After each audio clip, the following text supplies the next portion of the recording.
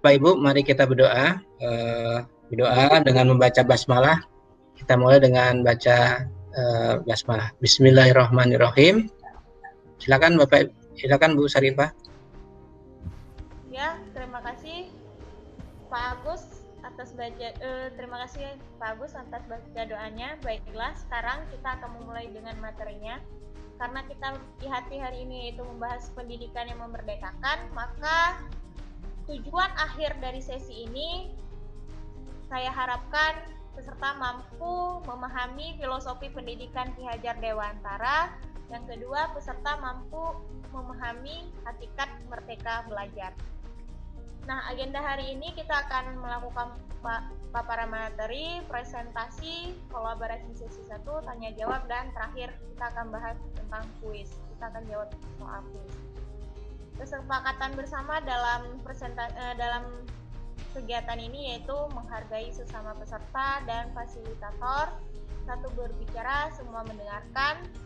Yang ketiga, tepat waktu, berpartisipasi aktif, dan terakhir fokus pada sesi belajar. Lanjut, poin dari sini yaitu pendidikan yang memerdekakan yang pertama dicetuskan yaitu oleh filosofi pendidikan Ki Hajar Dewantara. Di sini pendidikan merdeka itu berdaya upaya dengan sengaja untuk memajukan hidup tumbuhnya budi pekerti, rasa, pikiran, roh, dan badan anak dengan jalan pengajaran, teladan, pembiasaan, jangan disertai perintah dan paksaan. Selanjutnya, pendidikan adalah tempat persemaian segala benih-benih kebudayaan yang hidup dalam masyarakat kebangsaan. Pendidikan itu merupakan landasan pembentukan peradaban bangsa. Jadi sebuah peradaban bangsa yang tinggi maka dasarnya itu adalah pendidikan. Selanjutnya, inti dari filsafat pendidikan Ki Hajar Dewantara adalah perubahan. Di poin pertamanya adalah kodrat keadaan. Di bagian kodrat keadaan ini ada kodrat alam dan kodrat zaman, di mana sebuah pendidikan itu disesuaikan dengan alam sekolah tersebut. Misalnya pendidikannya di daerah pegunungan, maka sesuaikan dengan hasil-hasil yang ada di gunungan tersebut. Kodrat zaman, kita sesuaikan dengan saat ini, misalnya sesuaikan dengan zamannya, karena zaman kita ini dengan revolusi 4.0, otomatis kita identitas pendidikan zaman sekarang identiknya selalu dengan teknologi. Yang kedua ada prinsip perubahan. Di sini dalam prinsip perubahan muncul azas trikon. Ada kontinuitas, konvergensi, dan konsentris. Di mana kontinuitas di sini adalah kita harus melakukan dialog kritis tentang sejarah dalam bergerak maju ke depan. Kita tidak boleh lupa akan akar nilai-nilai budaya yang hakiki dari masyarakat. Walaupun kita berubah, poin utamanya akar budaya itu tetap harus dipertahankan. Poin kedua selanjutnya adalah konvergensi. Pendidikan harus memanusiakan manusia dan memperkuat nilai kemanusiaan. Walaupun kita sudah berpendidikan yang tinggi, tapi nilai kemanusiaan itu tidak boleh luntur, karena itu dasar sebuah manusia. Dan terakhir, konsentris. Pendidikan harus menghargai keragaman dan memerdekakan pelajar, karena setiap orang berputar dan beredar sesuai orbitnya. Di sini maksudnya, pendidikan itu harus sesuai dengan orbitnya masing-masing. Peserta didik A, dia cakep atau minatnya dengan olahraga, maka dia harus kita kembangkan dalam sesuai dengan bakat minatnya. Peserta B, dia bakatnya di dalam segi alam, maka kita kembangkan bakatnya sesuai dengan minatnya. Itu poin dari konsentris. Dan dalam proses filosofi ini, pengajaran yang harus sesuai dengan capaian dan tingkat kemampuan yang kita inginkan. Nah, di sini, pernahkah Anda atau Bapak Ibu, peserta didik Anda mengalami kesulitan saat mengerjakan tugas yang harusnya sudah dikuasai olehnya? Bagaimana Bapak Ibu? Ada mengalami kesulitan yang seperti ini? Ada juga sih, Bu. Ya, kalau ada silakan tanggapannya. Bagaimana ceritakan pengalamannya? Silakan, Bu. Bu Rita, Bu, itu yang sudah Saya ya Bu, TSN. Bu Syarifah. Jadi saya melihat ada siswa saya mengalami kesulitan dalam belajar. Kemudian setelah saya lakukan komunikasi dua arah, baru ketahuan ternyata anak yang seharusnya dia tuh memiliki kecerdasan di atas rata-rata, dia tidak menguasai pelajaran karena dia tuh terganggu Bu secara psikologi karena di keluarganya sangat bermasalah, jadi tidak bisa berkonsentrasi dalam belajar. Itu Bu.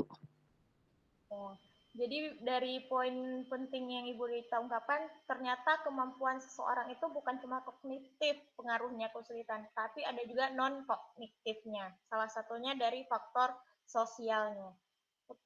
Oke, selanjutnya pertanyaan kedua, mengapa hal tersebut terjadi? Ada yang mau ditanggapi? Kenapa hal tersebut terjadi?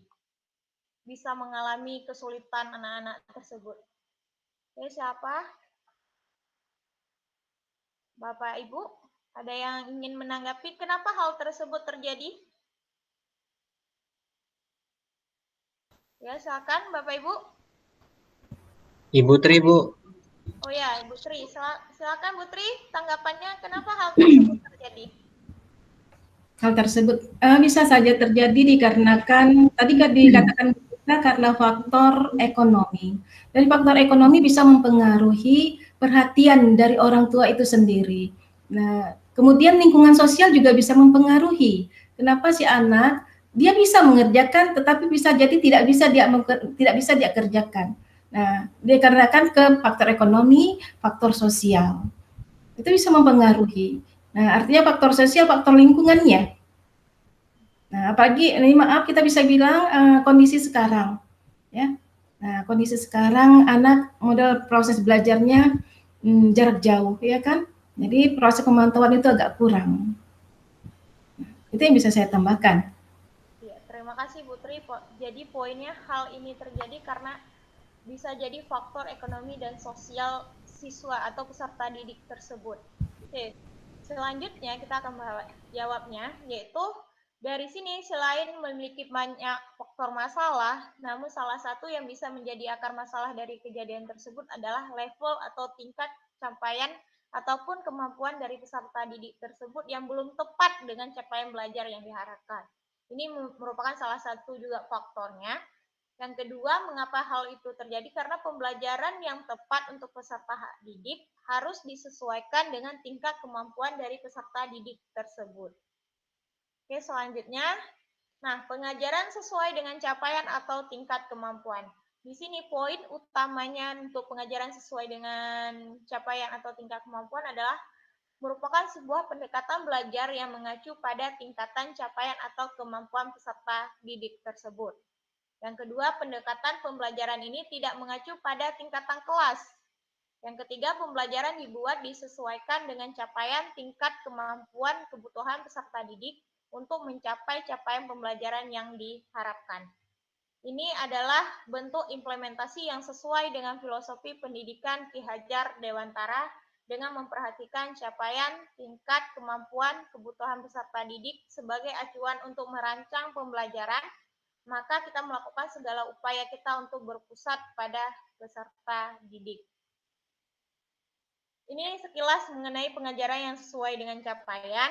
Ada yang pertama, tujuan pengajaran dengan menggunakan pendekatan ini adalah penguatan kemampuan numerasi dan literasi pada peserta didik, serta pengetahuan pada mata pelajaran yang menjadi capaian pembelajarannya. Yang kedua, peserta didik tidak terikat pada tingkatan kelas, namun dikelompokkan berdasarkan fase perkembangan ataupun sesuai dengan tingkat kemampuan peserta didik yang sama. Yang ketiga, setiap fase ataupun tingkat tersebut mempunyai capaian pembelajaran yang harus dicapai. Proses pembelajaran peserta didik akan disusun mengacu pada capaian pembelajaran tersebut, namun disesuaikan dengan karakteristik potensi kebutuhan peserta didiknya. Yang keempat, kemajuan hasil belajar akan ditentukan berdasarkan evaluasi pembelajaran. Peserta didik yang belum mencapai capaian pembelajaran di fasenya akan mendapatkan pendampingan oleh pendidik untuk bisa mencapai capaian pembelajarannya. Nah, untuk menerapkan pendekatan pengajaran ini, apa hal pertama yang harus kita lakukan?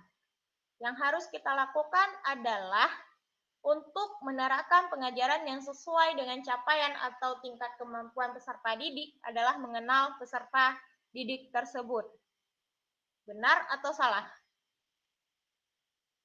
Nah, Bapak Ibu, bagaimana? Benar, Bu, benar. Ya, benar. Benar, Bu, benar.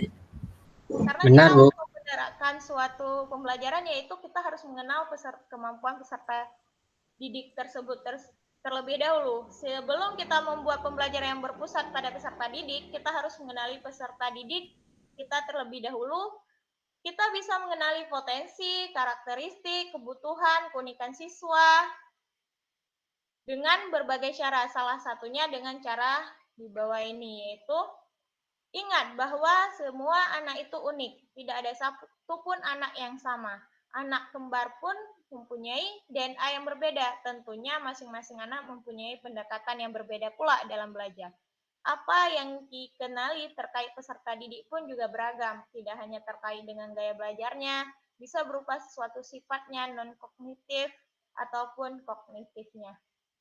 Terima kasih buat Ibu dan Bapak yang udah mendengar mendengar paparan materi. Untuk merilekskan pundak-pundak kita, siapa yang piket untuk ice breaking hari ini? Saya, Bu. Oh ya, silakan Bu Rita, kita memulai ice breaking-nya biar pundak, mata, dan tangan-tangan kita ini rileks. Silakan Bu Rita pimpin ice breaking-nya. Ya. Mari teman-teman kita rilekskan mata dan semua pikiran kita agar lebih bisa semangat untuk melanjutkan pembelajaran. Senamnya adalah senam genit dan senam guru penggerak. Ya, untuk senam genitnya kita punya namanya mata genit. Kalau saya bilang mata genit, berarti Bapak dan Ibu harus melirik ke kiri, melirik ke kanan, ke atas, dan ke bawah. Tapi kalau saya bilang senam guru penggerak, berarti kita harus menggerakkan kepala ke kiri, ke kanan, ke bawah, dan ke atas. Kalau saya katakan siap semua guru penggerak, maka dikapalkan tangannya, siap guru penggerak. Oke Bapak Ibu, mari sama-sama kita senam genit dan senam guru penggerak. Senam genit. Lirik kanan, lirik kiri, ke bawah, ke atas. Senam guru penggerak. Gelengkan ke kanan, gelengkan ke kiri, tundukkan kepala, lalu tadakan ke atas. Guru penggerak semua siap? Siap. Ya. Oke, terima kasih Bu Rita untuk ice breaking-nya. Dengan ini kita menjadi rileks dan santai.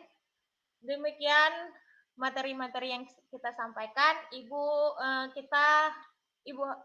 harap kita akan melakukan diskusi yang dimana diskusi hari ini kita akan membuat tugas. Nah, sebelum memulai diskusi, saya ingin membagi kelompok yang dimana kelompok pertama itu adalah Pak Agus dan Bu Rita. Silakan Pak Agus dan Bu Rita diskusi mau dinamain kelompoknya apa. Yang kedua yaitu kelompok Bu Tri Marianti dan Bu Emma Yusnidar. Silakan juga diskusi nama kelompoknya apa. Silakan di chat room.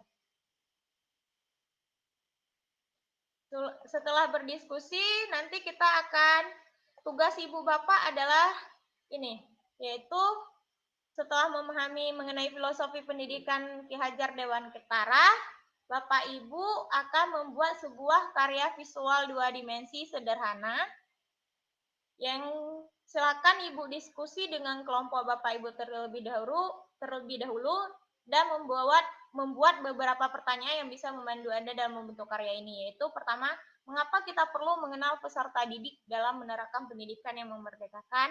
Yang kedua, apa saja cara yang dapat digunakan untuk mengenal potensi karakteristik peserta didik? Baiklah, itu tugasnya.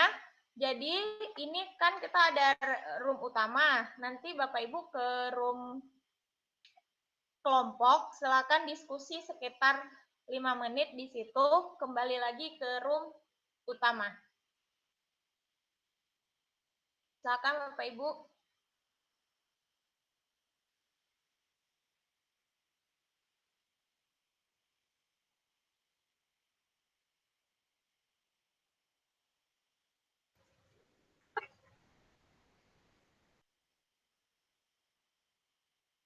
Oke, udah kembali ke room utama. Hari ini kita akan melihat hasil diskusi Bapak Ibu yang dimana posternya pasti keren-keren dan luar biasa semuanya.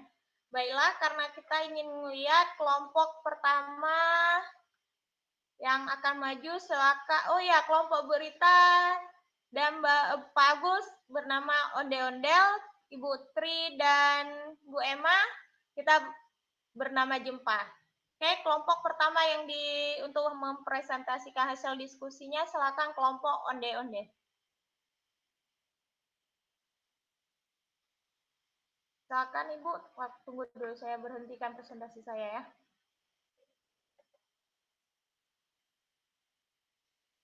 Silakan kelompok Onde-Onde mempresentasikan hasil diskusinya. Wow. Silakan Burita. Ya, Burita yang jadi yang presentasinya. Silakan Burita. Iya, Bu. Sudah kelihatan, Bu? Udah. Bagus banget. Terima kasih Bu atas waktunya. Baik teman-teman semua, saya dari kelompok 1, kelompok ondel-ondel, di mana kelompoknya ada saya Rita Kusuma Purbasari dan Bapak Agus Budiharta. Di sini kami membuat poster yang kami beri judul Sudahkah Kita Merdeka Belajar? Salah satu kompetensi pedagogik yang harus dikuasai guru adalah memahami karakteristik anak didiknya sehingga tujuan pembelajaran, materi yang disiapkan, dan metode yang dirancang untuk menyampaikan benar-benar sesuai dengan karakter siswanya. Ada beberapa potensi peserta didik yang perlu kita kenali. Ada yang dinamakan kecerdasan, ada yang dinamakan bakat, dan juga ada yang dinamakan minat. Perbedaan diantaranya adalah kalau kecerdasan adalah kemampuan mengenali, memahami, dan menyelesaikan permasalahan secara umum. Bakat adalah kemampuan mengenali, memahami, dan menyelesaikan permasalahan dalam bidang tertentu. Sementara minat adalah kecenderungan terhadap suatu objek dan berkeinginan untuk menjalaninya. Lalu bagaimana tips-tipsnya agar kita bisa mengenali karakteristik atau potensi peserta didik? Yang pertama adalah kita harus mengenali temperamen siswa tersebut, kemudian kita amati siswa tersebut selama proses belajar, apabila ada masalah, kita lakukan komunikasi 2 arah, lalu kita bisa menyertakan siswa tersebut dalam program pengenalan diri. Lalu bagaimana mengakomodasi kebutuhan belajar yang dikatakan belajar merdeka. Kita kondisikan lingkungan sekolah yang hangat, ramah, menerima keanekaragaman dan menghargai perbedaan dan bisa diakses oleh semua anak. Kemudian kita harus kelola perencanaan kegiatan yang heterogen dengan menerapkan kurikulum dan pembelajaran yang bersifat individual. Lalu kita terapkan pembelajaran yang interaktif yang mengaktifkan semua anak termasuk akomodasi bagi anak cerdas, istimewa, indigo, dan berbakat. Kemudian lakukanlah kolaborasi dengan profesi atau sumber daya lain dalam perencanaan, pelaksanaan, dan evaluasi. Dan yang terpenting adalah kita libatkan orang tua ABK atau anak berkebutuhan khusus secara bermakna dalam proses pendidikan, di mana mereka kita jadikan shadow teacher bagi anak-anak mereka yang spesial. Demikian Ibu paparan hasil diskusi kelompok ondel-ondel. Terima kasih. Assalamualaikum warahmatullahi wabarakatuh. Waalaikumsalam warahmatullahi wabarakatuh. Warahmatullahi wabarakatuh. Tangan buat Bu Rita. Baiklah. Bagaimana dari kelompok Jempa, ada yang ingin menanggapi tentang hasil poster dari kelompok ondel-ondel? Ondel-ondel, kelompok ondel-ondel.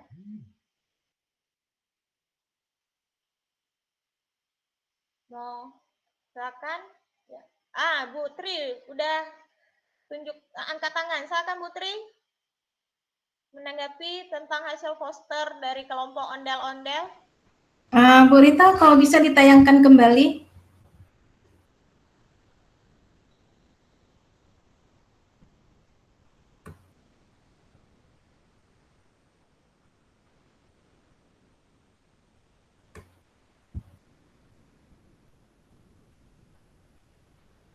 Ya, silakan Bu Tri.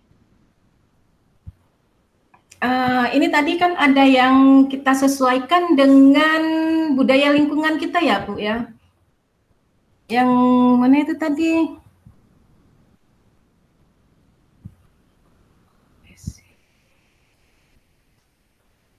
Nah, ini ya Bu ya. Terapan pembelajaran yang interaktif mengakibatkan aktifkan semua siswa termasuk akomodasi bagi anak yang istimewa. Itu kan ada perhatian itu Bu ya, perhatian kepada anak yang istimewa ataupun indigo. Nah itu kan agak sulit ya Bu ya. Kalau pada dasarnya di sekolah-sekolah negeri itu kan jarang Bu ada, kecuali pada pada di sekolah yang berkebutuhan khusus.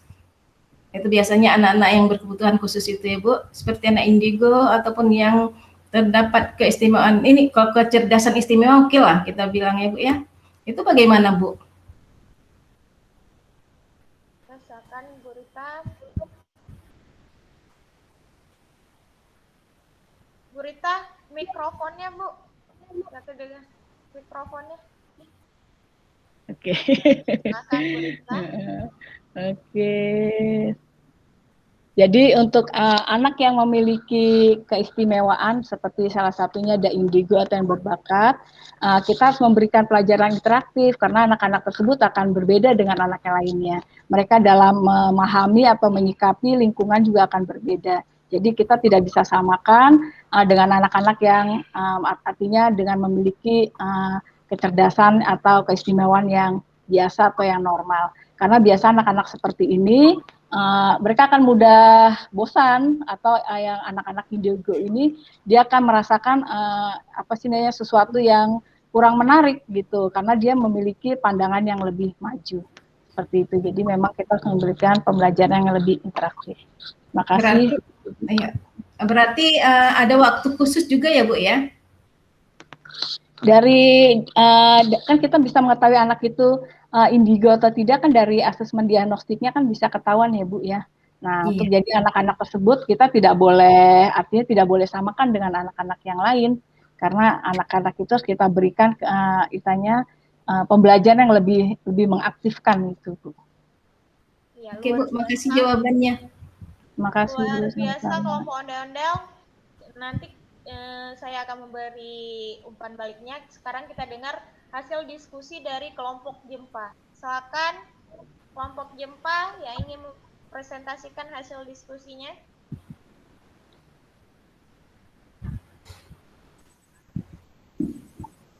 Ya Bu Emma. Ya, silakan Bu Emma.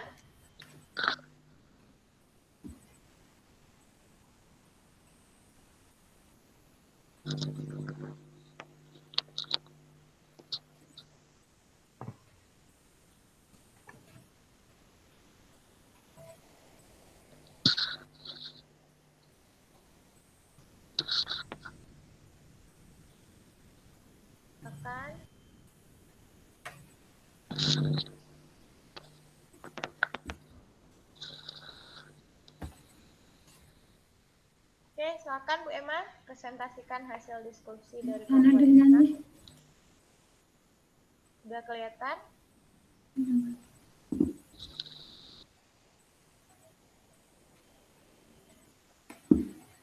Udah kelihatan Ibu-Ibu? Udah? Udah? Udah Bu Emma. Assalamualaikum warahmatullahi wabarakatuh. Waalaikumsalam warahmatullahi wabarakatuh. Terima kasih telah memberi kesempatan kepada kelompok 2. Kami di kelompok 2, saya sendiri bernama Emma Yusnidar dan Bu Tri Yatni. Nah, kami akan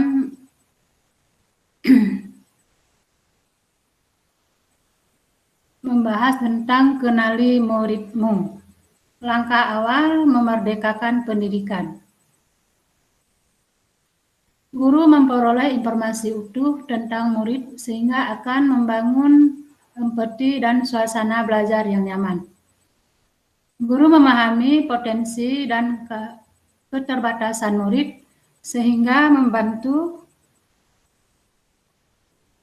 membantunya memetakan sumber daya serta memudahkannya dalam menentukan strategi pembelajaran efektif, bermakna, dan membahagiakan.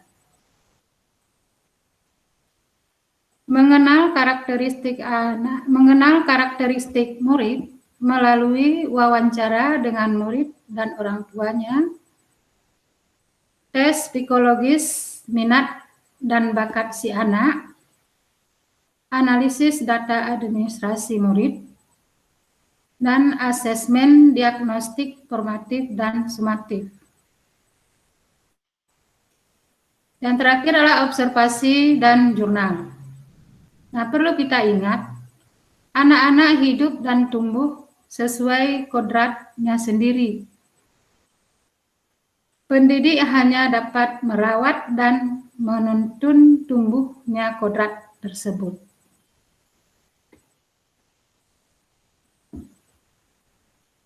Saya rasa ini saja yang saya paparkan dari kami kelompok Jumpa, Bu Tri dan saya sendiri Emma Yusnidar. Assalamualaikum warahmatullahi wabarakatuh.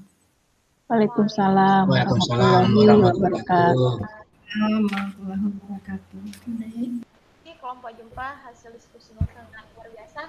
Silakan ada yang ingin ditanggapi dari kelompok onde-onde untuk kelompok Jumpa hasil diskusinya. Ya, silakan Bu Rita. Udah mengangkat tangan, silakan Bu Rita tanggapannya. Mau tanya aja Bu, kalau misalkan untuk asesmen diagnostik itu kalau di sekolah Ibu Emma atau sekolah Bu Tri seperti apa ya bentuk asesmen diagnostiknya? Itu aja Bu, terima kasih. Ya, silakan. Nah, ini saya jawab Bu Rita ya. Kalau di sekolah saya, biasanya kami menilai anak ini dari saat dia datang ke sekolah sampai dia pulang. Nah, yang pertama sekali kita lihat anak ini adalah terlambat. Kenapa anak ini terlambat? Nah, begitu juga ketika dia pulang. Kenapa si anak ini lompat pagar terus pulang? Nah, ini kami sering melakukan hal yang seperti ini. Kami memanggilnya, kami tanyakan, ada apa yang sebenarnya terjadi pada si anak tersebut? Itu aja. Ya, terima kasih Bu. Ya, terima kasih hasil presentasi Bapak Ibu, hasil diskusinya sangat luar biasa. Kita kelihatan dari poster kelompok ondel-ondel dan kelompok Jumpa sangat menarik sehingga informasi yang diberikan poin penting dari apa yang ingin disampaikan dari poster itu sangat jelas dan sangat informatif. Dengan begitu kita udah mengetahui apa itu alur pembelajaran yang memerdekakan, yang dimana pembelajaran memerdekakan adalah pembelajaran yang berpusat kepada siswa. Kita mendiagnosis dulu siswanya bagaimana. Poin pentingnya kita melihat peserta didik itu bagaimana, baru kita bisa mengajarkan mereka. Oke, selanjutnya terima kasih hasil diskusinya. Setelah ini karena kita untuk menghibur diri atau mereview hasil materi kita hari ini, kita akan membuat kuis yang dimana silakan Ibu Bapak menyiapkan tangan-tangannya di chat room, yang mana akan saya buat beberapa pertanyaan. Silakan dijawab benar atau salahnya. Oke, pertanyaan pertama.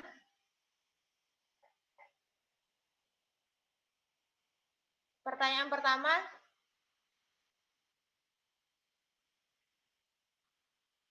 Pendidikan menjadi landasan pembentukan peradaban bangsa. Benar atau salah? Silakan. Oh ya, Bu Rita benar, Bu Tri benar, Bu Emma benar, Pak Agus benar. Ya, pendidikan ini merupakan landasan peradaban bangsa karena sebuah peradaban besar itu landasannya harus dari pendidikan yang sangat kuat. Pertanyaan kedua.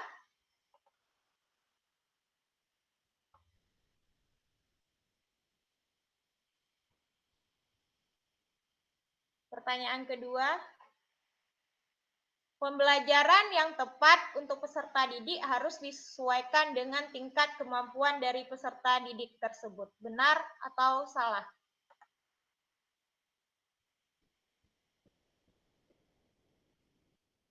Bu Rita benar, Bu Emma benar, Pak Agus benar, Bu Tri benar. Jadi poin penting dari sebuah pemerdekaan belajar ini yaitu kita harus berpusat kepada peserta didik. Karena peserta didiklah yang harus kita layani saat ini untuk mendapatkan pembelajaran yang sesuai dengan minat dan bakat mereka tersendiri. Ya, demikian hasil kegiatan IHT kita. Sebelum kita akhiri, mungkin ada Bapak Ibu yang mau bertanya tentang materi hari ini yang masih belum kurang jelas, silakan ditanyakan. Kita akan menjawab secara bersama-sama. Kalau saya mungkin kurang, silakan Bapak Ibu ada yang ingin ditanyakan? Saya udah jelas, Bu. Alhamdulillah udah Pak Agus sudah jelas. Kalau gimana yang lainnya udah jelas? Kalau udah jelas, Saya udah jelas, Bu. Jelas, Bu. Ya, sudah jelas, Bu, sudah jelas. Jadi hari ini bisa kita ambil kesimpulan bahwasanya Ki Hajar Dewantara ini udah mengeluarkan filosofi pendidikannya, yaitu tentang perubahan prinsip utamanya. Prinsip utamanya itu perubahan. Perubahan apa yang diharapkan oleh filosofi Ki Hajar Dewantara, yaitu perubahan budi pekerti peserta didik tersebut. Bagaimana caranya? Yaitu memberikan pembelajaran yang sesuai dengan bakat dan minat mereka sehingga bisa diterima di masyarakat. Demikian hasil kegiatan IHT hari ini. Alhamdulillah berjalan dengan lancar. Mudah-mudahan kita bisa melaksanakan IHT pada sesi-sesi selanjutnya. Sebelum kita menutup, kita berfoto dulu untuk mendokumentasikan hasil pelaksanaan IHT hari ini. Karena apalah namanya sebuah kegiatan tanpa dokumentasi untuk saat ini. Silakan siapa Di foto yang ya, Bu. Ya, Saya foto ya, Bu. silakan. Oke, senyum, Bu. Baik, 1. Ya. 1, 2, tik. Ya, oke. Oke, Bu. Sudah, Bu. Terima kasih untuk semuanya. Assalamualaikum warahmatullahi wabarakatuh. Waalaikumsalam warahmatullahi wabarakatuh. Sehat terus ya Bu Sarifah, teman-teman, sehat terus. Sehat ya, Bu Sarifah. Terima kasih, Bapak Ibu. Terima kasih Bapak Ibu semua, izin live Bu Sarifah, teman-teman. Ya, Sama-sama. Semua izin